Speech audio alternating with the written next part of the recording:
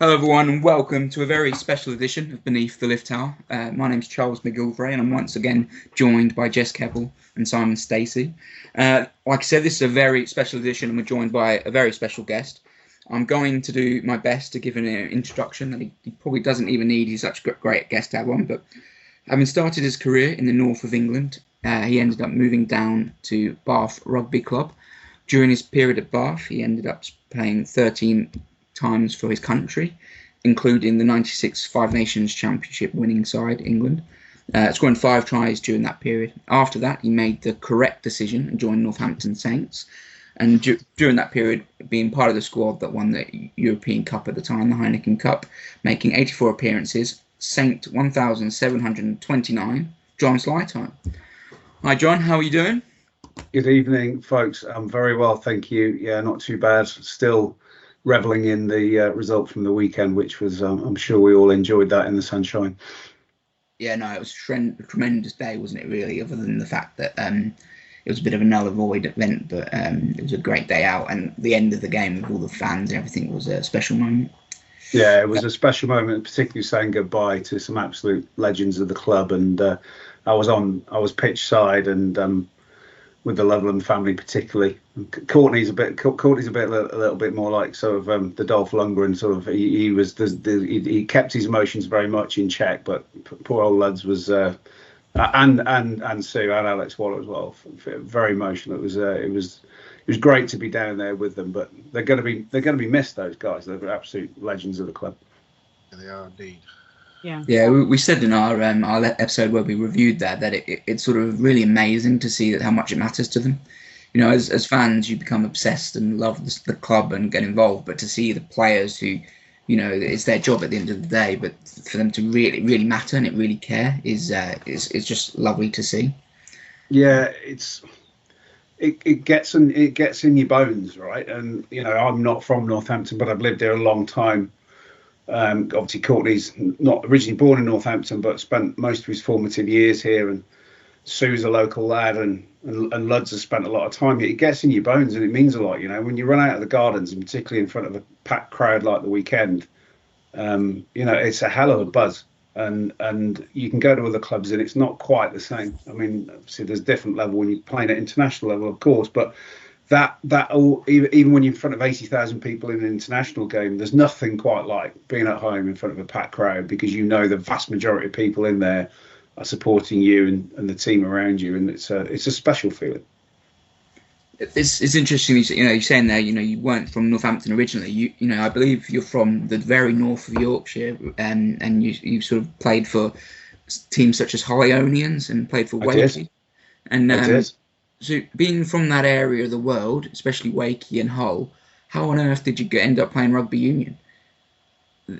That is rugby. I guess it's mainly because my stepfather was a rugby union player, and that's what got me. He took me to Twickenham. I think it was in 1984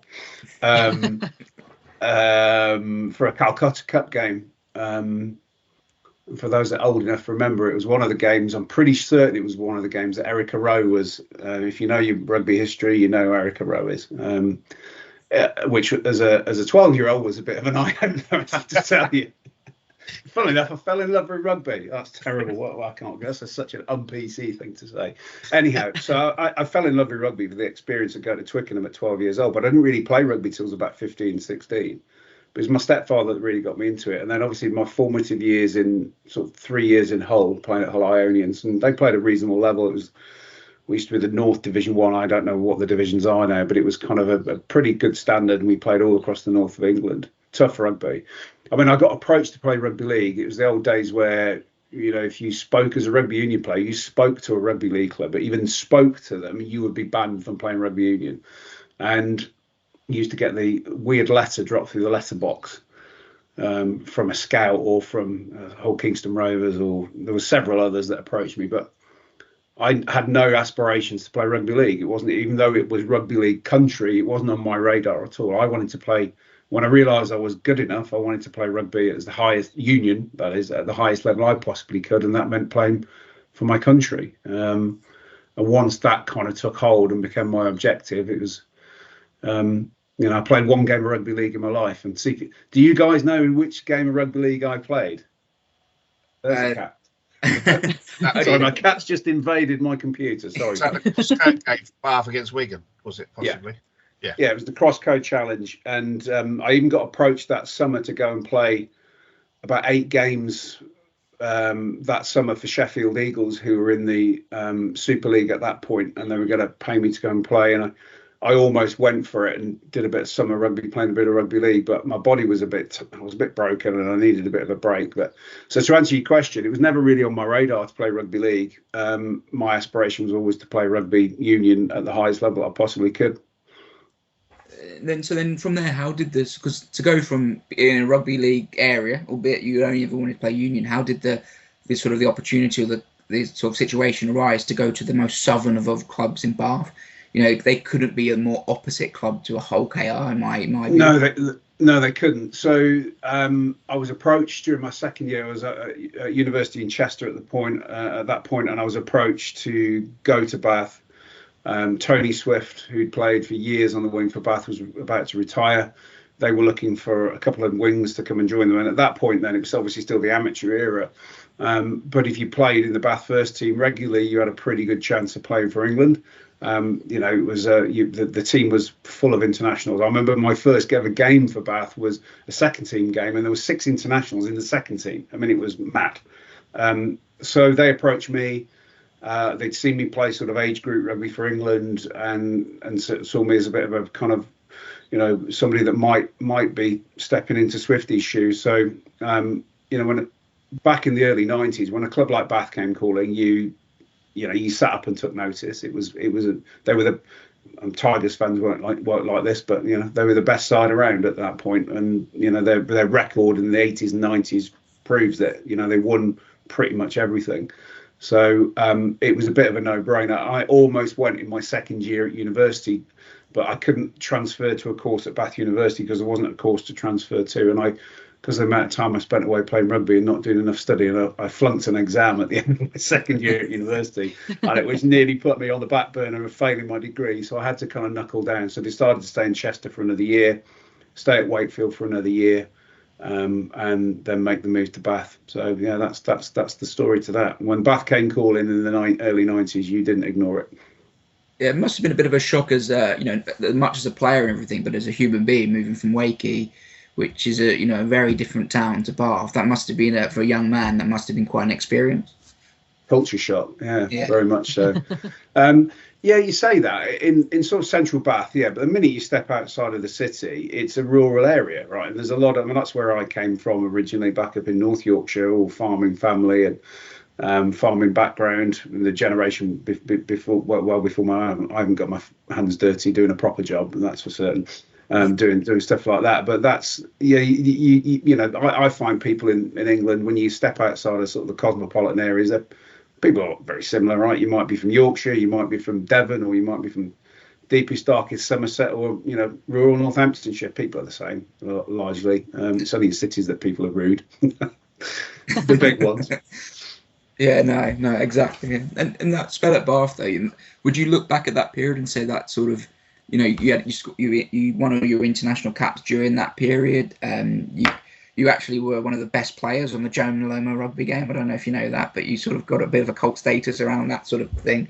Would you say that was your peak of your career during that period, or? I played my better rugby at Northampton towards the latter part of my career, and that'd be largely down to Wayne Smith. When Smithy came on board, I learned more from Smithy in a year and 2 years of being coached by that guy than I'd learned. I was coached by Brian Ashton, I was coached by Ian McGeechan, who are brilliant coaches, by the way, brilliant.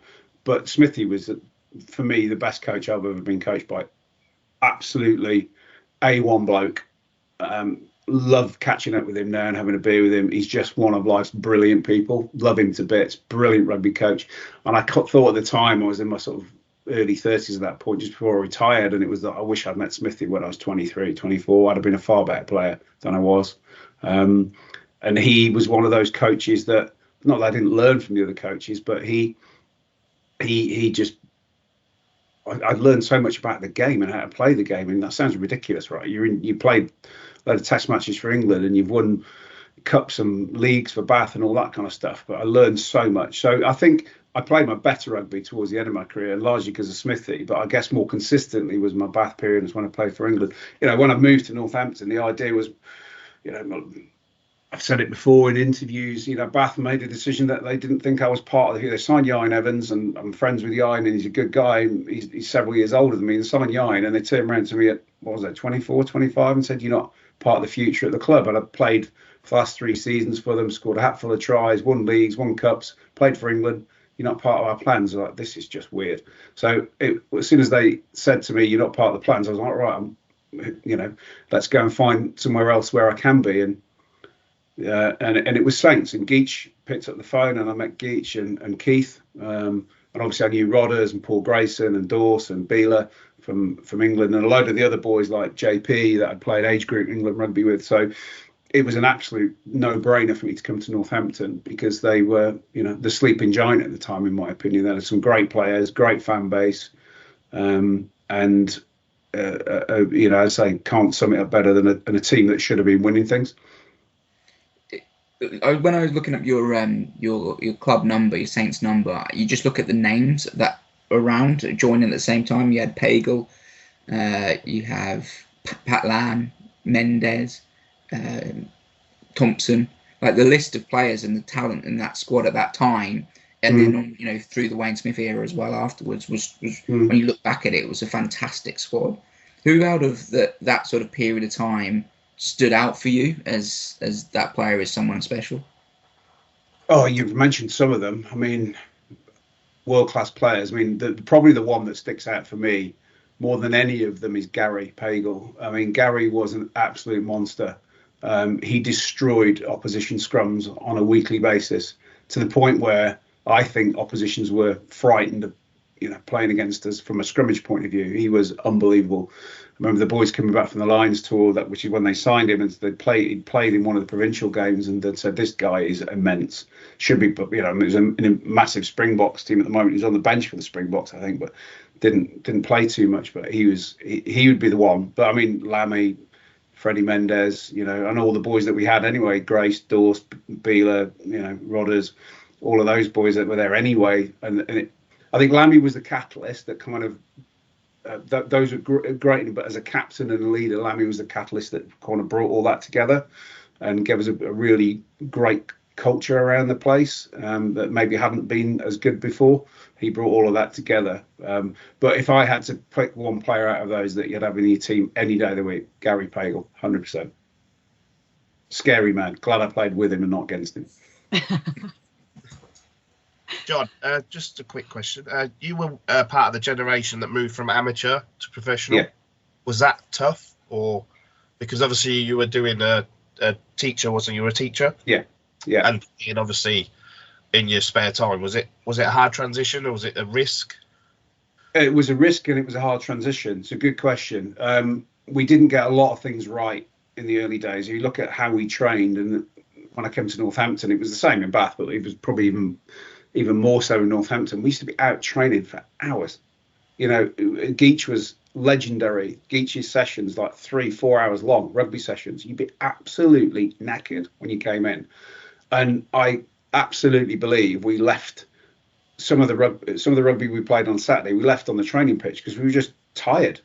Not necessarily sort of physically beat up, but just mentally drained by being out for. You can't concentrate and do the quality sessions over 3 or 4. You watch how the lads train now. It's short, sharp, intense. They go in on a morning. They've got a very structured day in terms of how they operate, but they don't do 3-hour-long rugby sessions. It just doesn't happen, and everything's very tailored to positions, tailored to individuals, and all the data that they now have. And it got that way as the game became more professional and towards the end of my career. But in the early days, it was a difficult transition, because we just felt you're professional, you've been paid to play, so you should be training all the time. It's actually really counterproductive and didn't work. And I should have taken a leaf out of Gracie's book. He was always brilliant at pulling a hamstring, not having a sore hamstring and sitting out sessions. He was brilliant at that, and just making sure he was right for Saturday. Grace was the only one probably going out there who felt fresh as a daisy on a Saturday afternoon.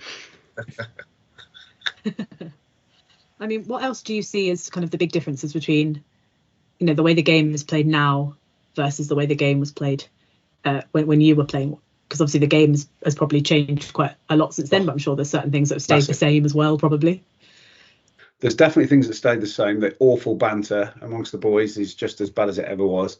But the speed, the power, the intensity of what goes on nowadays is just different level. I remember just even a few years after I retired, could see the changes and the physicality, the size of players. I mean, you always have big guys playing, but they're all such physical specimens now. Props are fit and ripped, and every position can play. They're all well, particularly Saints, they're all ballers, aren't they? They can all play. They all can do everything, and it's moved on. The speed and pace and obviously one of the key things that's really improved is defensive structures as well. That's been I watched some of the old game and watched how passive we were defending to how teams defend now and how aggressive they are in defence. Compared to what we were, and that started to come in. A lot of rugby league coaching influences. It started with Phil Larder coaching England, but a lot of teams had rugby league influence in what they were doing. So it started towards the end of my career, but it's just gone on to a different level. The way, the line speed, the detail they put into how they defend now is quite something. But I think the key thing I'd sum it up, Jess, is absolute physicality. It's a brutal game. It really is. You mentioned speed there. I just want a quick question to ask you. You probably know what I'm going to ask. I read that when you were 18, you ran 100 metres in 10.89 seconds. Yeah. Would that be Ollie? If you were both at your peak, who would win a race? Ollie, okay. Straight away. It sort of leads me on to the question of what on earth did you feed him when he was a child? Because he's a specimen of a person. Well, I say it goes back to the farmer DNA, Charles. That's the DNA in there, farmer strength in there. But Ollie didn't walk when he was a baby. He ran. So he crawled and he ran. He never walked, and he was off at 100 mile an hour as soon as he could on 2 feet. You had to have eyes in the back of your head. He was everywhere. You just had a dynamo that inside him that just didn't stop. He's calmed down a bit as he's got a little bit older, but I've told him that now he's a father and he's going to get a bit of payback. he's got a beautiful baby daughter, as you guys know, and she seems to be a lot more chilled out than he was as a baby. So I've been hoping he's going to get some payback and a lack of sleep, but it doesn't seem to be happening as much as I thought it might be. Sorry, I've got it written on a piece of paper, big letters. Congratulations. I was supposed to say that at the beginning. Congratulations on becoming a grandfather this week. Is it your first grandson or granddaughter? Granddaughter. It's first, it's been it's been fantastic. It was a tough week for them last week. Lucy was in hospital for a few days and they didn't have a lot of sleep, and it was quite a challenge. And Ollie was very keen to obviously play at the weekend, and he didn't play on a lot of sleep. He literally had 2.5 hours, 3 hours sleep on Friday night, if that, and about half a sandwich, basically in prep. So it's amazing it's amazing what the body can do, isn't it? Where you can take you to places sometimes when you just you can do things that prep would be the worst prep you could probably get to play a game of professional rugby, but sometimes your body can take you to places and do things that you never thought you could do. Yeah, I mean, what's it like? Because obviously you played for Northampton, and there's kind of an element, I suppose, of control, and you can perhaps have an impact on what happens in the game. But what's it like watching, and not just watching, but also watching knowing you've got a kid out there playing? And I'm sure that's probably much more nervous than a regular playing situation that you would have had. Stressful, Jess, is the answer. Look, Ollie's had a tough run over the last few years with injuries, and it's been hard. And then he's been through a hell of a journey. He's 24 years old, and people forget. He made his debut at 18. He feels like he's been around in and around the squad for a while, but he's still only 24. But he's had some pretty serious injuries to deal with for a 24-year-old, and I'm so pleased for him. He's had touch wood, a good run this year, and and the fruits of having a good run is on display in terms of how he's been so consistent in terms of how he's played and how the team's playing. Let's be honest, the team's playing so well, and if you're playing on the wing and the team's playing well around you, then it massively helps. So yeah, it's difficult because you go through, you know what they're going through, you know the emotions, you know how it feels. So all the parents feel it, but I think as an ex-player, and Grace and I have talked about it a lot, you feel it at a different level because you know exactly what they're going through, you know exactly how it feels, the nerves, and the build up to game. I go through the build up to games. And it's the same when Frankie's playing as well. I go through the same build-up that I went through when I play, and I'm in my 50s, for crying out loud. Let it go. But it's a mindset thing that I've had to really work on. Found it really hard actually for me because I'm completely out of control. It's got nothing to do. Nothing I'm going to do on a Saturday morning or a Friday night is going to impact any way, shape, or form. You know how Ollie's going to play or how Frankie's going to play when he plays. It doesn't stop me getting that. The same kind of emotions I got when I played. It's really quite difficult, and obviously when the boys get injured, and I say unfortunately Ollie's had a few. I guess that's where I can have more input because I've been there, worn that t-shirt unfortunately several times. Look, it's an occupational hazard. You play professional rugby, you're going to get injured. Fact. So I'd like to think that it's been a good sounding board for him to have me there to talk through those things. But they've got a great team around them. When that does happen to any of the players, they've got a great team around them that gives them, a lot of support because it's the hardest thing in the world. A professional sportsman, particularly in rugby, when you're injured and you're not playing, you just feel like such a spare part, and it's really, really difficult mentally to kind of handle all of that. So that's a long-winded way of me answering your question. Is stressful. It's interesting that around the mentality of it because obviously, and it's it's the same. It's always going to be the case for your two lads, and Saints didn't really have an academy for a bit. But all the old boys just brought their lads along. We had Tupai, we had Sleightholmes, Graysons, Malander, etc. There was just this sort of conveyor belt of sort of old players or whatever coming through. But in the sense of you've obviously had two lads come through the academy system at Northampton, and Frankie, unfortunately, wasn't offered a contract at the end of it. But is it difficult to see, the difference there of one going through one emotion and one going through a different emotion? Or yeah, Charles, it's a good question. It was incredibly difficult for Frankie last year. He got his first year academy opportunity, and we found out very early. January, February time, I think, of last year that it wasn't going to get extended, and he was distraught. And I think that's probably one of the hardest moments we've had as a family is trying to pick Frankie back up.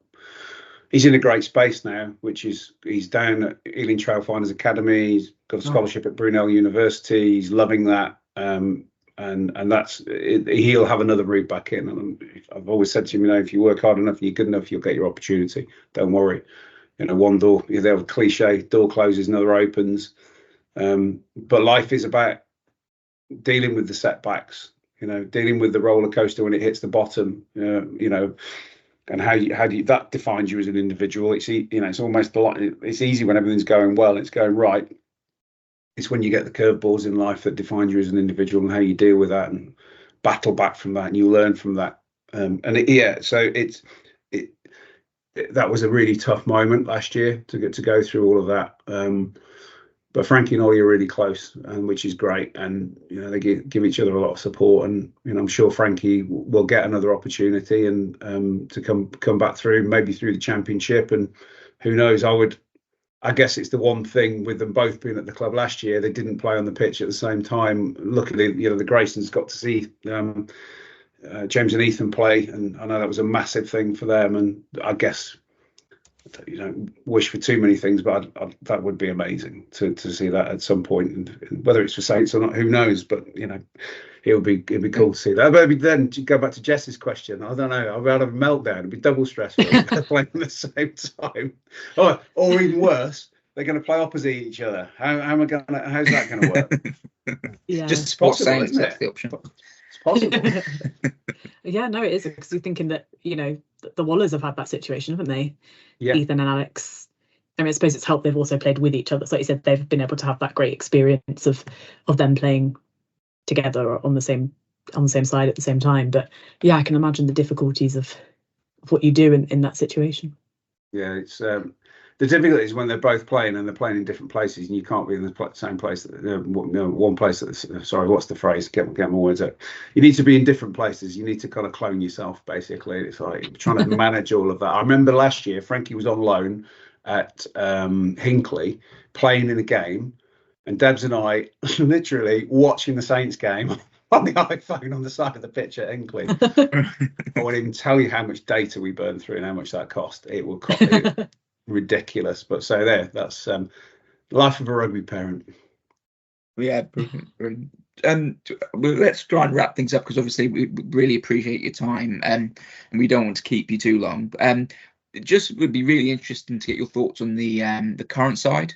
Obviously they're playing incredibly well at the moment, and there's been some terrific days this sort of year, and hopefully there'll be a few more to come. But as a you're not slightly biased, obviously, watching Ollie, but are there any sort of standout players or aspects of the side that you look to and think, well, they really stand up against some of the best players I've played with? Yeah, I think it's an incredible squad at the moment. I think they're a great group. I think they get on really well. They're really tight. You can see things they do on the pitch, but I mean, obviously I know how they get on off the pitch as well. But there's indicators when you watch teams play about how the little things that they do for each other on the pitch that are real telltale signs you've got a tight group. They are a tight group.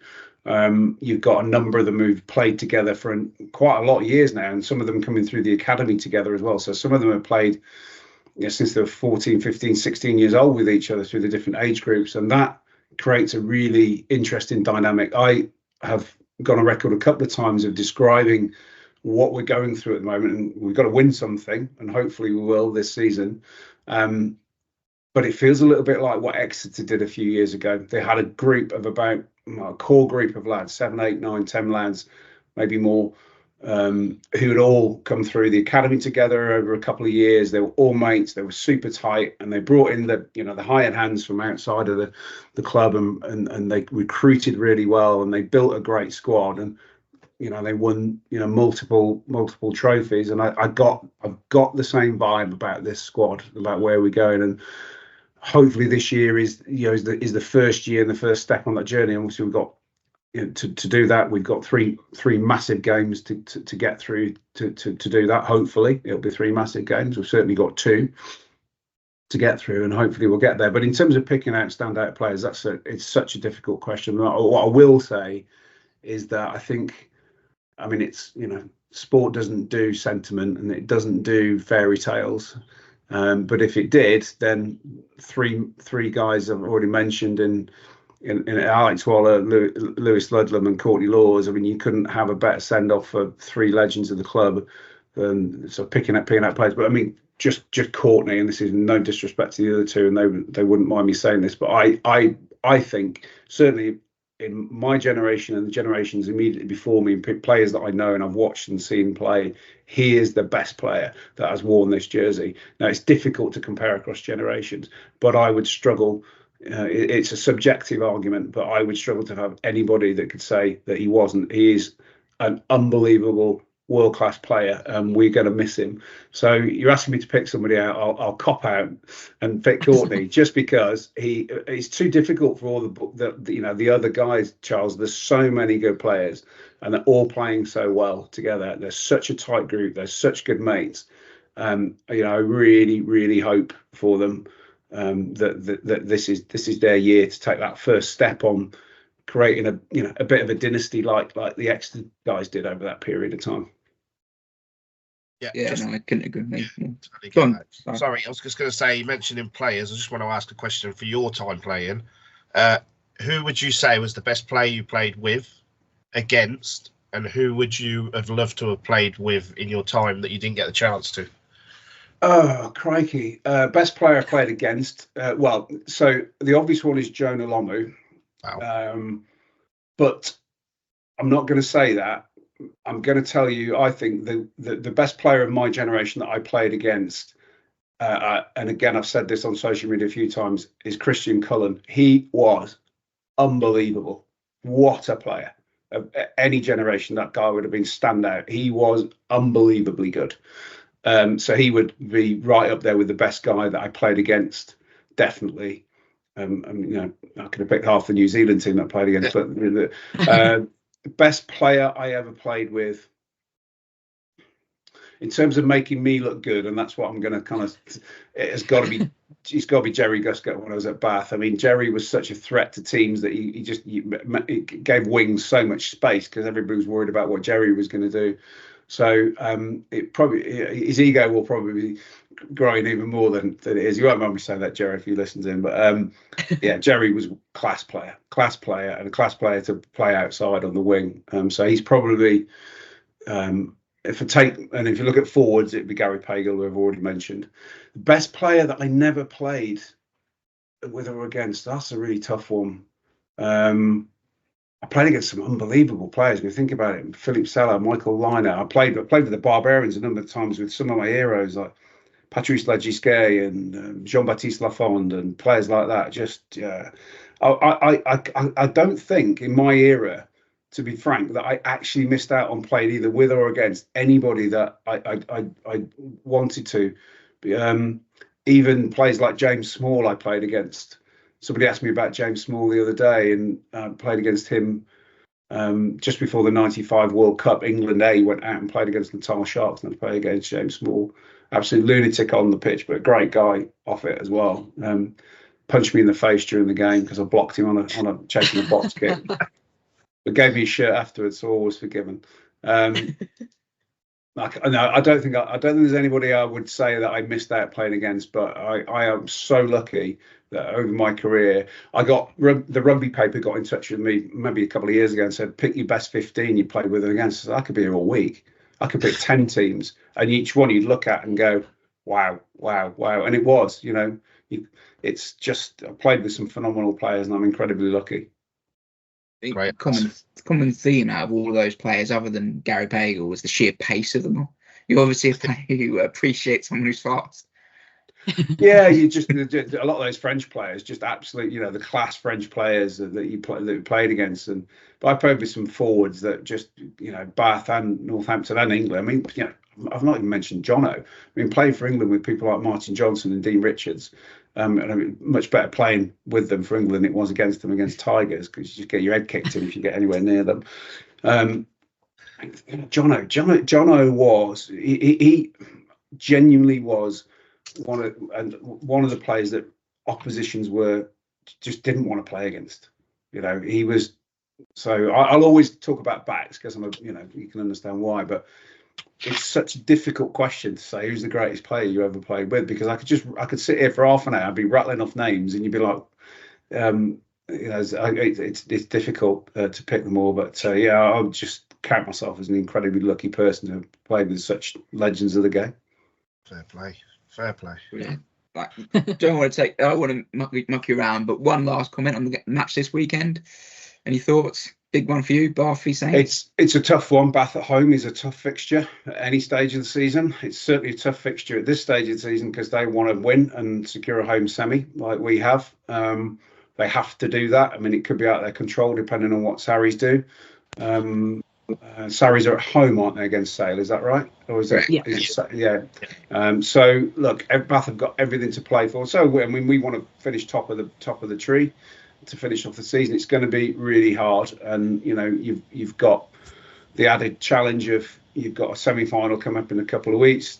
I mean, I don't think we'd ever do a Gloucester and at the weekend, and some people have commented about the Gloucester game at the weekend, and all will be forgiven if they win the Challenge Cup in a couple of weeks. Everyone will forget about this 90-0. If they don't, then it could be tricky. But yeah, look, it's managing the squad. So Saints got to manage the squad because it's tough. I mean, they're playing week in and week out. Almost every week's been like a cup final. Every week's been like a cup final for them. So you got to manage the players, manage the squad, and you come up against a team that are desperate to win to give themselves the best chance they can of getting a home semi-final. It's going to be really hard. It's going to be a very, very tough game. Brilliant. Thank you very much, John. That's been absolutely outstanding. It's been a privilege and honour to have you on the podcast. So thank you very much. Thanks very much for listening. Please like, subscribe, follow us on socials, and we'll speak again next week. Thank you very much.